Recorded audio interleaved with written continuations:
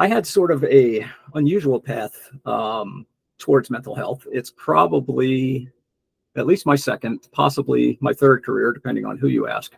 But I spent a majority of time in my youth in either law enforcement or in the Marine Corps. And altogether, that experience spans a few decades.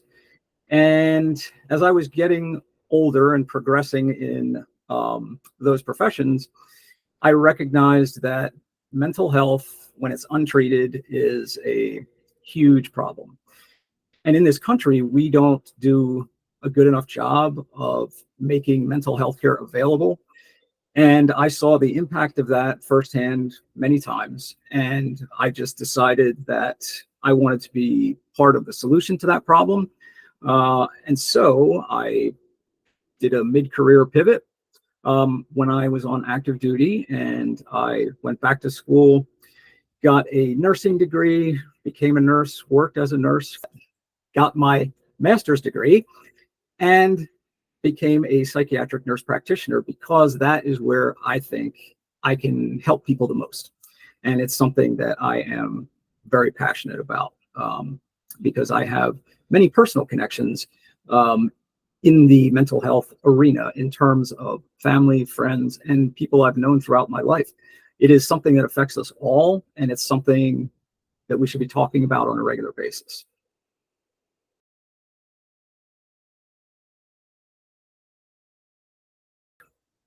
Working with a patient is always one of collaboration. I see it really foundationally. It's about a relationship. It's about a therapeutic relationship that's based on mutual trust and understanding. And that is, I think, probably the single most important part of working with someone to help them enhance their mental health. Without that understanding, honest dialogue, and communication, the progress is not going to be as good as it could be if we did have that dialogue. So one of the things that I always try to do is make people feel at ease, safe, and comfortable, because it's an uncomfortable thing to go to an office and talk to a stranger about the things that are going wrong in your life or the problems you're having.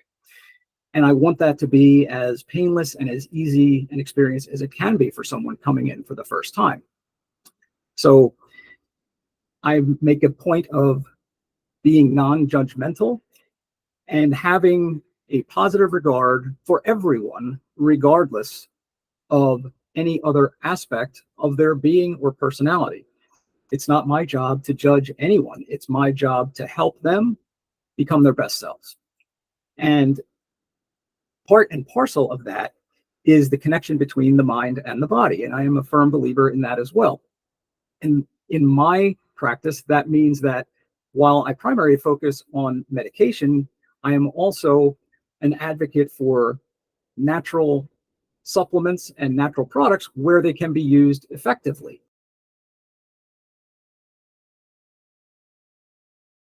I hope that I am providing the type of mental health care that makes a person want to come back and continue to get help as long as they need it. I want it to be a good experience. And one of the things that is very important for my practice is something we call psychoeducation, just a fancy word for education about psychiatric conditions. And that also involves not only information about the condition or the illness itself, but also the pharmacological or medication that can help with that particular condition. And a big part of it is understanding both sides of the medication, meaning both the good and the bad.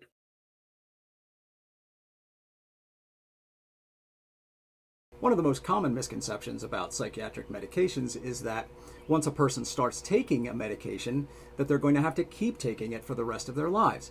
And that's simply not the case. The goal is always to use the least amount of medication that we can to accomplish what we need the medication to do. And so we are always looking for opportunities to reduce medication if we can.